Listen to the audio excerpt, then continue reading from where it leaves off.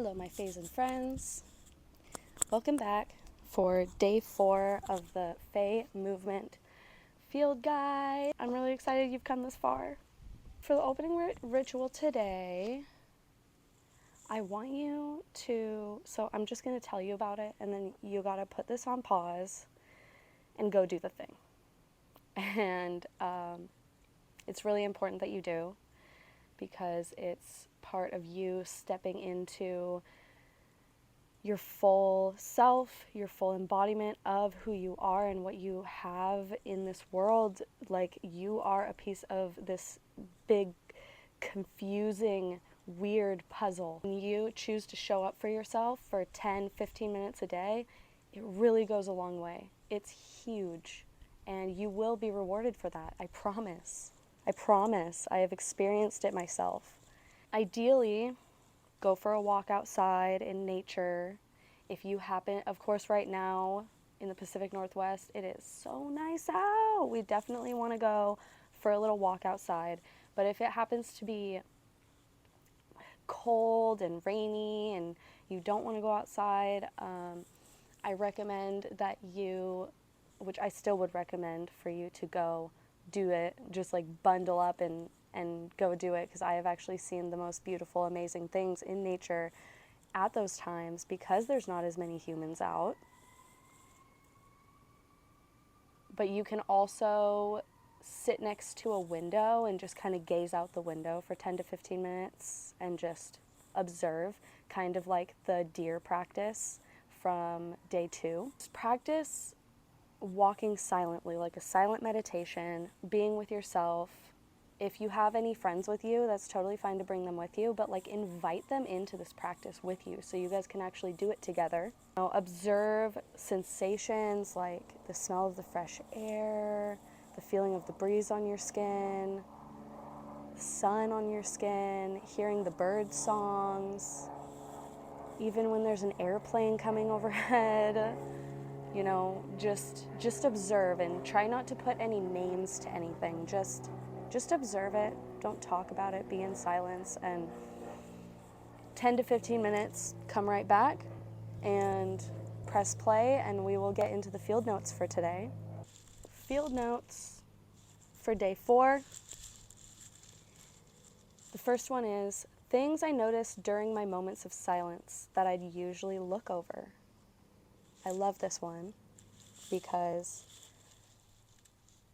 when you read this, you actually might start thinking about it, and you realize that you saw a dewdrop covered dandelion, like one of those fluffy when they seed. Oh my gosh, that is like my favorite thing, and that's why I love going out at the times when it's actually not nicer to go for a walk, because you see these things. Or even like when it gets dewdrops and then it's like an icicle, but it's the fluffy seed pod of the dandelion. It's so beautiful, and I love noticing things like that. I love noticing birds I don't notice. This year I have noticed so many eagles and hawks and osprey. I saw a falcon and an eagle in the same day next to each other. It was crazy. I love coming back to that.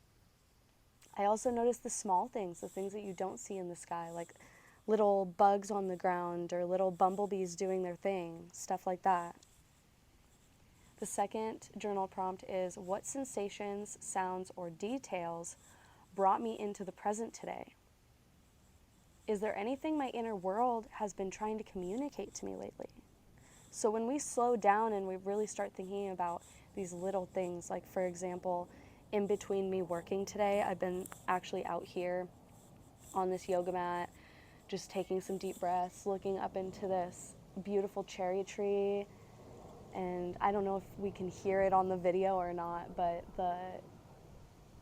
the leaves are almost like a little chime as the wind comes through, and the sun has moved, but there was rays of sun just coming through here. It's so beautiful and magical. And when we start noticing those things, that's when we can actually feel comfortable, like our body starts to trust us because we're actually listening.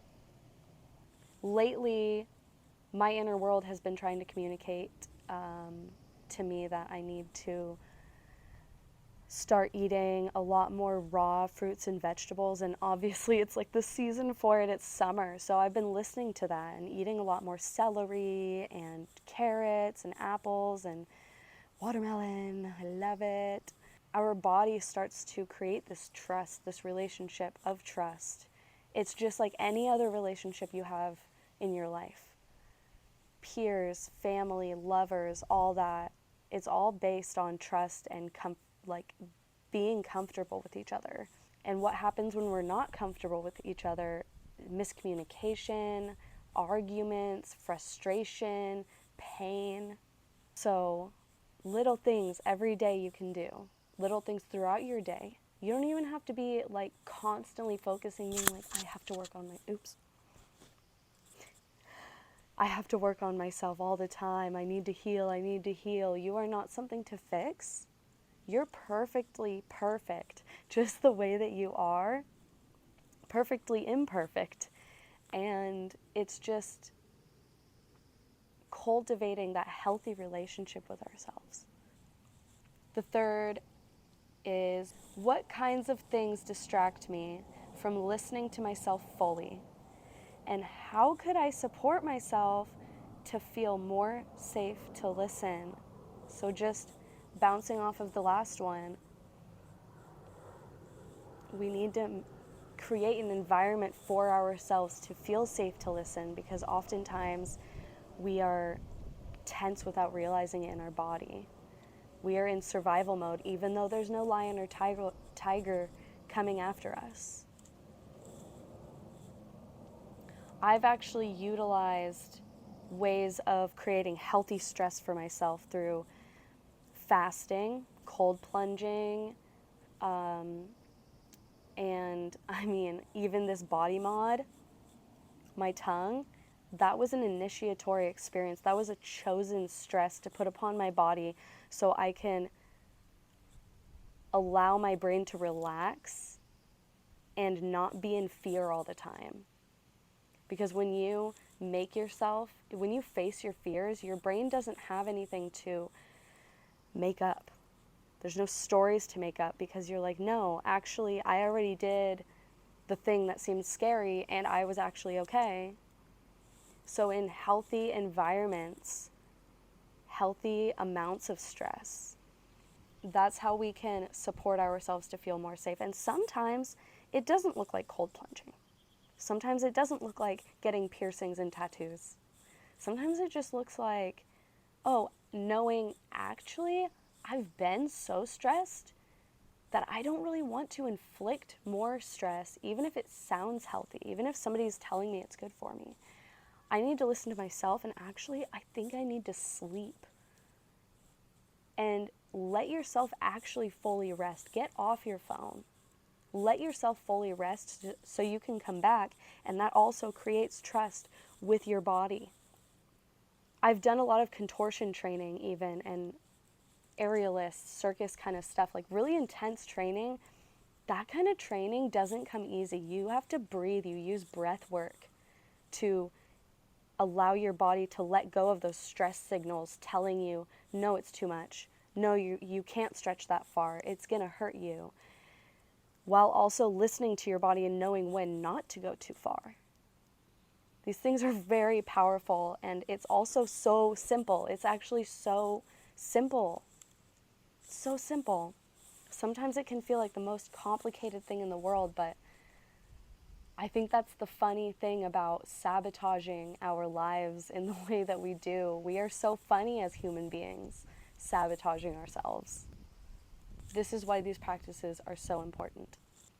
The fourth and final field note to think about for day 4 is, throughout the days and weeks to come, I encourage myself to take more walks of silence and observation. If you have contemplations about this, you may write it down, but I thought that this was just a really beautiful statement, because you use the 15-minute walk as a practice, but when you step out of that walking practice, when you step out of the yoga room, when you step out of whatever the thing is that you do, the gym, all that, when you step out of that, you still need to take along that mindset. So when you go to work and things feel stressed, get curious, slow things down. You're allowed to. We do not need to rush and hustle and bustle and make ourselves more tense. Thank you for joining me today on day 4. I hope something came of this for you, and I'll see you on day 5. I'm really excited you're here with me, and thank you for being a part of this. Please feel free to reach out to me personally. Please reach out via comments, DMs, all that. Thank you.